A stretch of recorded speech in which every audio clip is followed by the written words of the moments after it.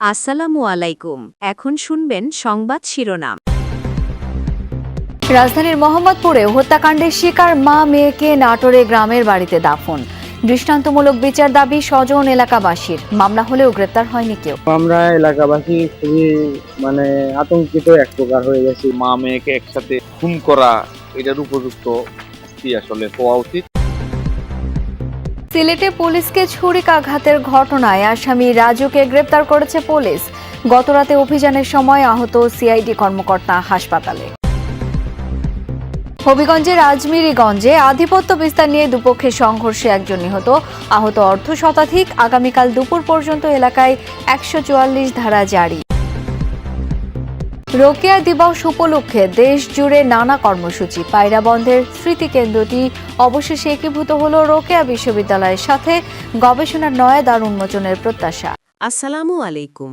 এতক্ষণ শুনছিলেন সংবাদ শিরোনাম, এখন শুনবেন বিস্তারিত। রাজধানীর মোহাম্মদপুরে নিজ বাসায় হত্যার শিকার মা ও মেয়ের মরদেহ গ্রামের বাড়ি নাটোরে দাফন করা হয়েছে। জোহরের নামাজের পর জানাজা শেষে লায়লা আফরোজ ও তার মেয়ে নাফিসাকে দাফন করা হয়। এর আগে ভোরে শহরের বড়গাছা এলাকায় মরদেহ পৌঁছায়। এ সময় এলাকা জুড়ে নেমে আসে শোকের ছায়া। বাড়িতে ভিড় জমান স্বজন প্রতিবেশীরা। হত্যাকাণ্ডের দৃষ্টান্তমূলক বিচার দাবি করেন তারা। সোমবার সকালে রাজধানীর মোহাম্মদপুর এলাকার শাহজাহান রোডের বাসা থেকে মা মেয়ের মরদেহ উদ্ধার করা হয়। ঘটনার মোটিভ ও অপরাধী শনাক্তে কাজ চলছে বলে জানান পুলিশ কর্মকর্তারা। আমরা এলাকাবাসী খুবই আতঙ্কিত এক প্রকার হয়ে গেছি যে আমাদের এলাকার মানুষ এরকম এক প্রকার নির্মম হত্যাকাণ্ড হয়েছে। বাসার মা মেয়েকে একসাথে খুন করা, এটার উপযুক্ত শাস্তি আসলে হওয়া উচিত। রাজধানীর মোহাম্মদপুরে মা মেয়ে হত্যার ঘটনায় এখনও কাউকে গ্রেপ্তার করতে পারেনি পুলিশ। প্রধান সন্দেহভাজন গৃহকর্মী আয়েশাকে আসামি করে গতরাতেই মামলা করেন গৃহকর্তা। রাতে বেশ কয়েকটি অভিযান করলেও আয়েশার হদিস মেলেনি। তবে দ্রুতই হত্যার রহস্য উন্মোচন হবে বলে আশাবাদী পুলিশ। মোহাম্মদপুরের শাহজাহান রোডের এই বাসা থেকে সোমবার লায়লা আফরোজ ও তার মেয়ে নাফিসার ক্ষত বিক্ষত মরদেহ উদ্ধার করে পুলিশ। নিহতের স্বামী আজিজুল ইসলাম একটি ইংলিশ মিডিয়াম স্কুলের শিক্ষক। এই হত্যায় অন্যতম সন্দেহভাজন গৃহকর্মী আয়েশা, যিনি ঘটনার দিন সকাল 7:42 বোরকাপুরে বাসায় ঢোকেন আর 9:30 নাগাদ নিহত নাফিসার স্কুল ড্রেস পরে ব্যাগ নিয়ে বের হয়ে যায়। পুলিশ বলছে, কথিত আয়েশার শরীরের কিছু অংশ পোড়া, তাই সবসময় নিজেকে আড়াল করে রাখতেন। মঙ্গলবারও ভবনটির সামনে ছিল নিহতদের পরিচিত জনদের ভিড়। এগুলো যদি কন্টিনিউয়াসলি হতে থাকে, আমরা তো অরিড হয়ে যায়। আমাদের বাসা তো কাজের মেয়ে কাজ করে। আমি কালকে দৌড়ে গেছি, পুয়াটা কাজ করতেছে, আমি ভয় পেয়ে গেছি একটা ঘটনা দেখে। কাজের মেয়ে তো আরও সবার বাসায় কাজ করতেছে। ফোন নাম্বার অনেক সময় দিতে চায় না, যদিও দেয় ভুল বা হাজব্যান্ডের যার ভিতরে অকারেন্স করার থাকে তাকে আসলে সম্ভব হয় না ফেরানো। সিলেটে অভিযানের সময় সিআইডি কর্মকর্তাকে ছুরিকাঘাত করে পালিয়ে যাওয়া আসামিকে গ্রেপ্তার করেছে পুলিশ। ভোরে নগরীর মজুমদারি এলাকায় সিআইডি ও মহানগর পুলিশ যৌথভাবে অভিযান চালিয়ে রাজুকে গ্রেপ্তার করে। উদ্ধার করা হয়েছে ব্যবহৃত ছুরিটি। এর আগে সোমবার রাতে নগরীর সাগরদিঘির পাড় এলাকায় ছুরিকাঘাতের ঘটনা ঘটে। সিসিটিভি ফুটেজে দেখা যায় গ্রেপ্তারের বিষয়টি টের পেয়ে সিআইডি কর্মকর্তা খোরশেদ আলমের বুকে ছুরি চালায় রাজু। পরে সেখান থেকে পালিয়ে যায় সে। সিআইডি উপপরিদর্শক আহত খোরশেদ আলমকে সিলেট ওসমানী মেডিকেলে ভর্তি করা হয়েছে। গ্রেপ্তার রাজুর বিরুদ্ধে সাইবার ক্রাইমের মামলা রয়েছে বলে জানিয়েছে পুলিশ। যে পেশেন্ট আমাদের অফিসার, উনি সুস্থ আছেন, ভালো আছেন, তার জন্য আপনারা দোয়া করবেন। রাষ্ট্রের যে আইন আছে সেই অনুযায়ী ব্যবস্থা নেব। হবিগঞ্জের আজমিরিগঞ্জে আধিপত্য বিস্তার নিয়ে দুপক্ষের সংঘর্ষে একজন নিহত হয়েছেন, আহত হয়েছেন অর্ধ শতাধিক। সকালে উপজেলার কাকলাইসে বাজারে এই ঘটনা ঘটে। স্থানীয়রা জানায়, এলাকার আধিপত্য নিয়ে আনন্দপুর গ্রামের আল কোরআন সওদাগর ও কুমেদপুর গ্রামের হান্নান মিয়া গোষ্ঠীর মধ্যে দীর্ঘদিন ধরেই বিরোধ চলছে। সম্প্রতি পঞ্চায়েত কমিটি গঠন ও বাজারে প্রভাব বিস্তারকে কেন্দ্র করে বিরোধ চরমে ওঠে। দুই পক্ষই সামাজিক যোগাযোগ মাধ্যমে উস্কানিমূলক বিভিন্ন পোস্ট দেয়। এর জেরে গতরাতে দুপক্ষের মধ্যে উত্তেজনা ছড়ায়। সকালে দেশীয় অস্ত্র নিয়ে সংঘর্ষে জড়ায় তারা। এ সময় নিহত হন কুমেদপুর গ্রামের রাসেল মিয়া, আহত হন অর্ধ শতাধিক মানুষ। কয়েকটি দোকানে ভাঙচুর ও লুটপাট করা হয়। খবর পেয়ে পুলিশ ও সেনাবাহিনী পরিস্থিতি নিয়ন্ত্রণে আনে।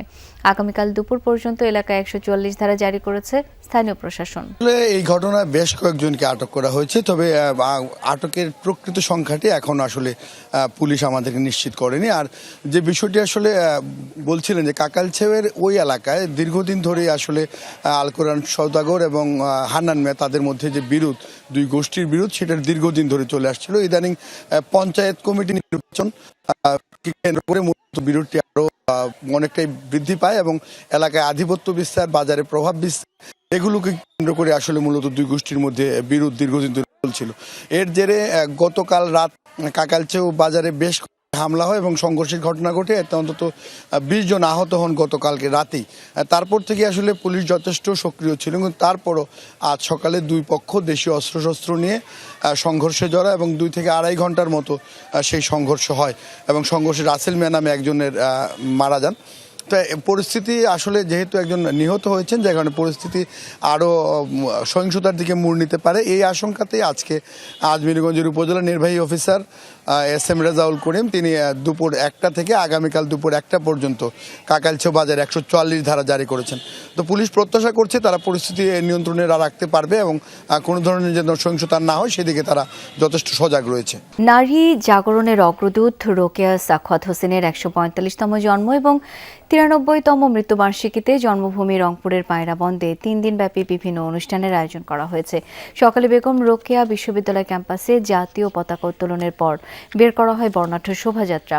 VC doctor M Shawkat Ali এবং বাংলা একাডেমির মহাপরিচালক প্রফেসর মোহাম্মদ আজমের নেতৃত্বে শোভাযাত্রাটি ক্যাম্পাস থেকে বের হয়ে শহীদ আবু সাইদ চত্বর ক্যাডেট কলেজ মোড় হয়ে আবারও স্বাধীনতা সড়কে এসে শেষ হয়। পরে সেখানে আলোচনা সভা অনুষ্ঠিত হয়। নওগাঁয় নানা কর্মসূচির মধ্য দিয়ে পালন করা হয়েছে রোকেয়া দিবস। সকালে কর্মসূচির শুরুতেই শহরের বশিরউদ্দিন মেমোরিয়াল কোঅপারেটিভ মহিলা কলেজ চত্বরে তার প্রতিকৃতিতে ফুল দিয়ে শ্রদ্ধা জানানো হয়।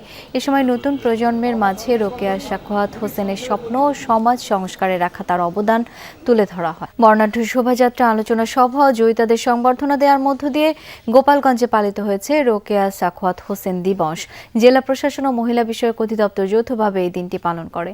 সকালে জেলা প্রশাসক কার্যালয়ের সামনে থেকে শোভাযাত্রা শুরু করে শহরের বিভিন্ন সড়ক প্রদক্ষিণের পর একই স্থানে শেষ হয়। এরপর জেলা প্রশাসকের কার্যালয়ের সম্মেলন কক্ষে আলোচনা সভা অনুষ্ঠিত হয়। এছাড়াও হিলি, পাবনা সহ দেশের বিভিন্ন জায়গায় নানা আয়োজনে দিবসটি পালিত হয়েছে।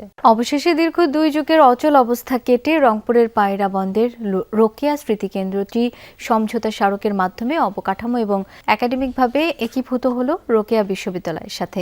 এর মধ্য দিয়ে রোকেয়া চর্চা ও গবেষণার নয়া দ্বার উন্মোচন হওয়ার কথা বলছেন সংশ্লিষ্টরা। স্মৃতি কেন্দ্রটিতে একটি বিশ্বমানের রোকেয়া আর্কাইভ প্রতিষ্ঠারও ঘোষণা দিয়েছে বাংলা একাডেমি।